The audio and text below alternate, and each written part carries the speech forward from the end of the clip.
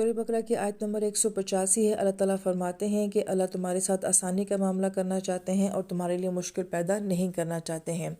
تو علماء کرام یہ فرماتے ہیں کہ یہ آیت مبارکہ روزے کے متعلق ہے، تو روزے کی تمام برکات اپنی جگہ، مگر اس کے باوجود روزہ ایک مشقت والی عبادت ہے۔ تو یہ تو نہیں کہا جا سکتا کہ روزے کے اندر کسی قسم کی کوئی مشکل نہیں ہوتی ہے۔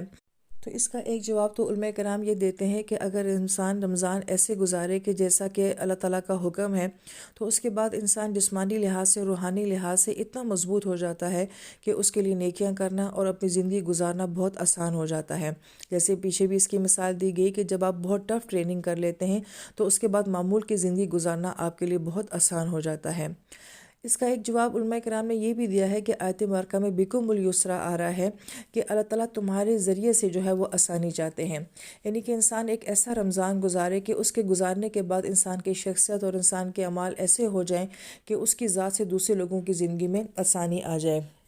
جیسا کہ حدیث پاک میں نبی علیہ السلام یہ فرماتے ہیں کہ دوسروں کے لیے آسانیاں پیدا کرنے والے بنو، دوسروں کو خوشخبریاں دینے والے بنو۔ آپ علیہ السلام جب بھی اپنی جگہ کسی کو نائب بنا کر کسی علاقے میں بھیجا کرتے تھے تو یہ نصیحت لازمی کیا کرتے تھے کہ وہاں جا کے لوگوں کے لیے آسانیاں پیدا کرنا تاکہ لوگ تمہارے دین کے ساتھ جڑ سکیں۔ تو گویا کہ آیت مبارکہ میں یہ کہا جا رہا ہے کہ اتنی روحانی طاقت انسان اپنے اندر حاصل کر لے کہ اس کے بعد وہ دوسرے لوگوں کے لیے آسانیاں پیدا کرنے کا ذریعہ بن جائے۔ پھر آیت مبارکہ میں اللہ پاک فرماتے ہیں وَلِتُكْمِلُوا الْعِدَّةَ، پھر تمہیں یہ گنتی بھی جو ہے یہ پوری کرنی ہے۔ یہاں پہ اکمام کا لفظ بیان کیا گیا ہے، مکمل کرنا۔ تو گویا کہ ایک اکمام ہوتا ہے اور ایک اتمام ہوتا ہے، ایک مکمل کرنا ہوتا ہے، ایک تمام کرنا ہوتا ہے۔ مکمل کرنے کا تعلق جو ہوتا ہے وہ مدت کے ساتھ ہوتا ہے کہ آپ نے یہ کام جو ہے 1 ماہ میں مکمل کرنا ہے، اور اتمام کا یہ مطلب ہوتا ہے کہ آپ نے اس کام کو مکمل تو کرنا ہے مگر کس معیار کے ساتھ کرنا ہے، اس کا تعلق اتمام کے ساتھ ہوتا ہے۔ تو گویا کہ یہاں پہ تکمیل کی بات یہ کی گئی ہے، تو گویا کہ استعداد کو پورا کرنا ہے۔ علماء کرام یہ فرماتے ہیں کہ اس بات کو آپ یوں سمجھ سکتے ہیں کہ جیسے ڈاکٹر کوئی میڈیسن لکھتا ہے اور خاص طور پر جب اینٹی بائیوٹک دیتا ہے تو وہ یہ کہتا ہے کہ 3، 5 اور 7 دن کا کورس کرنا ہے۔ یا ٹی بی کے مریض کو جب میڈیسن دی جاتی ہے تو یہ کہا جاتا ہے کہ اگر آپ کا ایک ناغہ بھی ہو گیا تو آپ کا کورس دوبارہ سے شروع ہوگا۔ تو گویا کہ یہاں پہ بھی یہی معاملہ ہے کہ رمضان کا معاملہ اتنا بڑا معاملہ ہے کہ اس میں کسی ایک روزے کی بھی کمی کرنے کی کوئی گنجائش نہیں ہے، اس کی پوری تعداد جو ہے وہ پوری کرنی ہوتی ہے۔ ہم یہ نہیں کہہ سکتے کہ ہم شروع کے روزے رکھ لیتے ہیں یا آخر کے روزے رکھ لیں گے۔ اور اس بات کو اہل علم نے اس مثال سے بھی بیان کیا ہے کہ جتنا بڑا کام ہوتا ہے یا عہدہ ہوتا ہے تو اس کی ذمہ داری بھی اتنی زیادہ ہوتی ہے، اور اس میں کسی قسم کی غلطی کی یا غیر حاضری کی گنجائش نہیں ہوتی ہے۔ لہٰذا رمضان کا معاملہ ایسا ہے کہ اس میں استعداد کو پورا کرنا جو ہے وہ لازمی ہے۔ پھر اللہ تعالیٰ فرماتے ہیں کہ تکبیر بیان کرو اللہ تعالیٰ کی جو اس نے تمہیں ہدایت دی ہے۔ تو علماء کرام یہ فرماتے ہیں کہ جب آپ کوئی بہت بڑا کام مکمل کر لیتے ہیں تو اس کے اختتام کے اوپر ایک تقریب منعقد کی جاتی ہے۔ تو گویا کہ اس 30 دنوں کی مشقت کے بعد، اتنی محنت کے بعد اللہ پاک نے ہمیں ایک تقریب اور ایک تہوار جو ہے وہ عید کی صورت میں دی ہے، اور عید کی نماز میں جو ہے تکبیرات بیان کی جاتی ہیں، اور پھر تکبیر کا تعلق جوڑا گیا ہے اللہ ما ہداکم، جو اللہ پاک نے تمہیں ہدایت دی ہے۔ یہاں پہ علماء کرام ایک بہت خوبصورت نقطہ ضمناً جو بیان کرتے ہیں وہ یہ کہ ہدایت کا دینا، اور سورہ نور میں جیسے اللہ پاک فرماتے ہیں کہ نور علی نور، کہ جب انسان کے باطن کا نور اور پھر قرآن کا نور جب آپس میں ملتا ہے تو پھر یہ روشنی ہر طرف پھیل جاتی ہے۔ تو جب روشنی پھیلتی ہے تو صرف انسان کو خود سے تو فائدہ نہیں ہوتا، آس پاس کے جتنے لوگ ہوتے ہیں ان کو بھی فائدہ ہوتا ہے۔ اور پھر انسان اس لفظ پہ غور کرے کہ نور سے کیا کچھ انسان کو ملتا ہے تو چیزیں نظر آنا شروع ہو جاتی ہیں، چیزیں خوبصورت آنا شروع ہو جاتی ہیں، چیزیں کلیئر ہونا شروع ہو جاتی ہیں۔ تو گویا کہ یہ فائدہ بیک وقت صرف آپ کو نہیں ہو رہا ہوتا ہے بلکہ آپ کے آس پاس ہر انسان کو فائدہ ہو رہا ہوتا ہے۔ تو اسی طریقے سے جب انسان کی زندگی میں یہ نور آتا ہے یا یہ ہدایت آتی ہے تو اس کا اثر پھر دوسروں کی زندگی میں بھی نظر آنا چاہیے۔ یعنی کہ جو رمضان میں آپ نے اللہ سے لیا ہے اور جو اللہ تعالیٰ نے آپ کو ایک خاص قسم کی ہدایت اور فہم اور سمجھ اور قرآن کا تعلق دیا ہے، یہ پھر بعد کی زندگی میں ایسا ہو کہ اس کے اثرات آپ کے آس پاس دوسرے لوگوں پر بھی نظر آنے چاہیے۔ اس کے بعد پھر اللہ تعالیٰ اگلی آیت مبارکہ میں جو ہے وہ ایک دعا کا ذکر فرماتے ہیں کہ اے نبی صلی اللہ علیہ وآلہ وسلم، جب آپ سے میرے بندے میرے بارے میں پوچھیں تو آپ ان سے کہہ دیجئے کہ میں اتنا قریب ہوں کہ جب کوئی مجھے پکارتا ہے تو میں اپنے پکارنے والے کی پکار کو سنتا ہوں، لہٰذا وہ میری بات دل سے قبول کریں اور مجھ پر ایمان لیں تاکہ وہ راہ راست کے اوپر آ جائیں۔ اس دعا کی ابتدا ہی ایک خوبصورت لفظ اذا سے ہو رہی ہے کہ جب کبھی کسی بھی وقت کوئی بھی جب میرے بارے میں سوال کرے پھر سالہ کا جب آیا ہے تو ماضی کے صیغے کے ساتھ آیا ہے، یعنی کہ اگر سوال کرنے والا کبھی زندگی میں اگر ایک دفعہ بھی میرے بارے میں سوال کرتا ہے تو اللہ پاک فرماتے ہیں کہ نبی اس کو بھی میری طرف سے آپ نے جواب دینا ہے۔ اور پھر اس کے بعد یہ کہ جب کوئی اللہ تعالیٰ کے بارے میں سوال کرنا چاہتا ہے تو اللہ کو اس کا سوال کرنا اتنا اچھا لگتا ہے کہ اللہ نے اس کو اپنے قرآن کا حصہ بنا دیا ہے۔ تو گویا کہ وہ لوگ جن کو اللہ تعالیٰ کی تلاش ہوتی ہے، جو اللہ تعالیٰ کے بارے میں جاننا چاہتے ہیں، جنہیں اللہ تعالیٰ کی ذات کا شوق ہوتا ہے اور وہ اپنے شوق کا اظہار جو ہے وہ سوال کر کے کرتے ہیں، یہ ادا اللہ کو اپنے بندوں کی بہت اچھی لگتی ہے۔ تبھی اللہ پاک نے اس کو قرآن کا اور بالخصوص ایک خوبصورت دعا کا حصہ بنایا ہے۔ پھر دوسری بات اس دعا کے بارے میں کہ اگر ہم اللہ تعالیٰ کی ذات کے بارے میں جاننا چاہتے ہیں تو ہمیں اس کے بارے میں پوچھنا کس سے پڑے گا؟ تو ہمیں اس کے لیے نبی علیہ السلام سے پوچھنا پڑے گا۔ پھر جب نبی علیہ السلام سے پوچھا گیا اللہ تعالیٰ کے بارے میں تو پھر نبی علیہ السلام نے کیا کچھ نہیں بتایا ہمیں رب کے بارے میں، کہ آپ کی صفات سے لے کے، آپ کی رضا سے لے کے، آپ کے دین کی ایک ایک بات جو ہے وہ نبی نے ہم تک پہنچا دی کہ یہ تمہارے رب کہتے ہیں۔ پھر آیت مبارکہ میں سوال کرنے کے ساتھ ہی فرمایا کہ عبادی میرے بندے، بڑی پیاری بات علماء کرام یہ فرماتے ہیں کہ جب بندہ اللہ تعالیٰ کے بارے میں سوال ہی کرتا ہے، اس کو اللہ تعالیٰ کی ذات کے بارے میں جاننے کا شوق پیدا ہو، تو وہ جب سوال کرے تو سوال کرنے سے ہی اللہ پاک کیا فرماتے ہیں؟ عبادی، وہ میرا بندہ بن جاتا ہے۔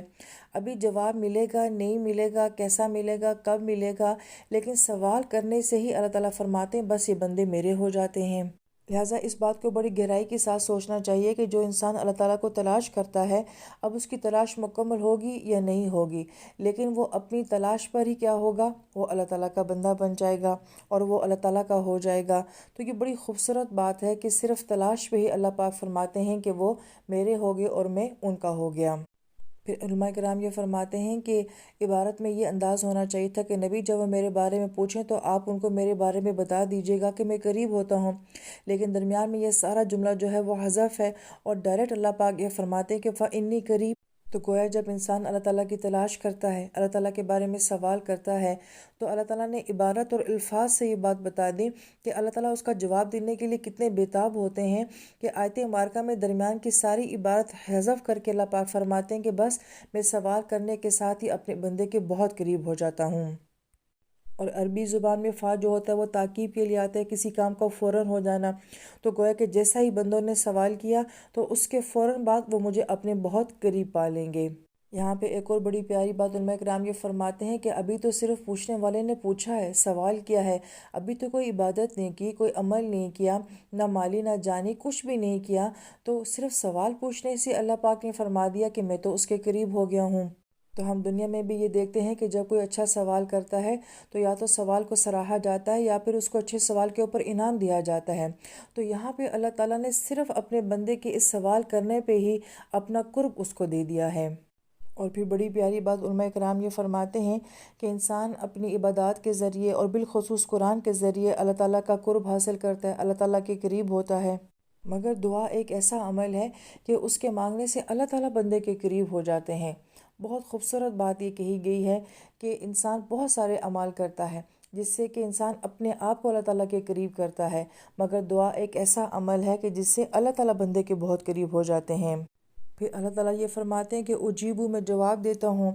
تو بڑا غور طلب نقطہ یہ ہے کہ بہت سارے لوگ ایسے ہوتے ہیں جو آپ کے قریب تو ہوتے ہیں لیکن وہ مجیب نہیں ہوتے ہیں، یعنی کہ ضروری نہیں ہوتا کہ جو آپ کے قریب ہوتا ہے وہ آپ کو جواب بھی دے، آپ کو رسپانس بھی کرے، مگر اللہ پاک نے فرمایا کہ میں صرف قریب ہی نہیں ہوتا بلکہ اس قربت میں تمہیں تمہارے سوال کا جواب بھی مل جاتا ہے۔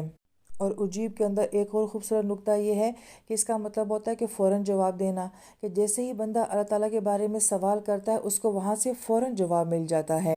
پھر آیت مبارکہ میں یہ آتا ہے کہ دعوت داعی، اور دعوت کے اندر یہ معنی پایا جاتا ہے کہ جس نے زندگی میں کبھی ایک دفعہ پکارا ہو اور آج اس نے زندگی میں اگر پہلی مرتبہ اللہ تعالیٰ کو پکارا ہے تو آگے سے یہ سوال نہیں سننا پڑے گا کہ اتنا عرصہ پہلے کہاں تھے، پہلے کیوں نہیں پکارا، آج تمہیں یاد آئی ہے، رمضان میں تمہیں یاد آئی ہے۔ تو گویا کہ پہلی مرتبہ یا زندگی میں کسی نے اگر ایک مرتبہ بھی اللہ کو پکارا ہے تو اس کو اس کی پکار کا جواب ضرور ملتا ہے۔ پھر اس کے بعد اللہ پاک فرماتے فَلْيَسْتَجِیبُوا لِی، تو میرے بندے کو چاہیے کہ وہ مجھ سے مانگا کرے۔ باب استفعال سے یہاں پہ یہ لفظ آئے ہے، اور استفعال کے اندر معنی ہوتا ہے کہ کسی چیز کا چاہنا، طلب کرنا، مگر آہستہ آہستہ کرنا۔ تو گویا کہ جب بندہ اللہ تعالیٰ کو پکارتا ہے تو اللہ پاک اجیب کا لفظ استعمال فرماتے ہیں کہ میں تو فوراً جواب دے دیتا ہوں۔ لیکن جب اللہ تعالیٰ بندے سے یہ کہتے ہیں کہ تم نے میری طرف بڑھنا ہے، میری طرف آنا ہے، تو یہ نہیں کہتے کہ فوراً آؤ، بلکہ باب استفعال سے فرمایا فَلْيَسْتَجِیبُوا لِی، تو میرے بندے کو بھی چاہیے کہ وہ میری طرف آہستہ آہستہ بڑھتا رہے، آہستہ آہستہ مجھ سے تعلق بناتا رہے۔ حالانکہ ہونا تو یہ چاہیے تھا کہ ہم یہ کہیں کہ اللہ تعالیٰ میں آپ کی طرف فوراً آتا ہوں، آپ جب چاہیں، جب آپ کی رضا ہو، آپ اس وقت مجھے جواب دیں۔ مگر اس کے بالکل برعکس یہاں پہ انداز اختیار کیا گیا ہے کہ اللہ پاک فرماتے ہیں میں تو فوراً جواب دیتا ہوں، ہاں تم نے اگر میری طرف آنا ہے تو آہستہ آہستہ آ جائے کرو، تھوڑا تھوڑا کر کے آ جائے کرو۔ یہ ایک خوبصورت معنی ہے اجیب کا اور فَلْيَسْتَجِیبُوا کا۔ اور پھر دعا کے آخر میں اللہ پاک فرماتے ہیں کہ تاکہ اللہ پاک تمہیں جو ہے یرشدون، رشاد یعنی کہ ہدایت دیں۔ اب ہدایت کا لفظ بھی ہدایت کے لیے آتا ہے، مگر رشاد جو ہوتا ہے یہ خاص قسم کی ہدایت ہوتی ہے۔ اگر کوئی انسان سیدھا چلتے چلتے ٹیڑھا ہو جاتا ہے اور پھر دوبارہ سیدھے راستے کے اوپر آ جاتا ہے تو ایسی ہدایت کو جو ہے وہ رشاد کہا جاتا ہے۔ اب اگر ایک بندہ اسلام لے آتا ہے، ایمان قبول کر لیتا ہے، مگر اس کے باوجود بھی اس کو چاہیے ہوتی ہے ڈائریکشن کہ میں کیسے اللہ کا قرب حاصل کروں، میں کیسے اس دین کے اوپر عمل کروں، میں نے کب، کہاں، کدھر، کیسے، کیا فیصلے کرنے ہیں، تو اس قسم کی ڈائریکشن کو جو ہے وہ عربی زبان میں رشاد کہا جاتا ہے۔ تو گویا رمضان میں جب اللہ تعالیٰ کو انسان ایسے پکارتا ہے تو پھر اللہ پاک کی طرف سے اسے خاص قسم کی ہدایت جو ہے وہ رشاد کی صورت میں نصیب ہوتی ہے۔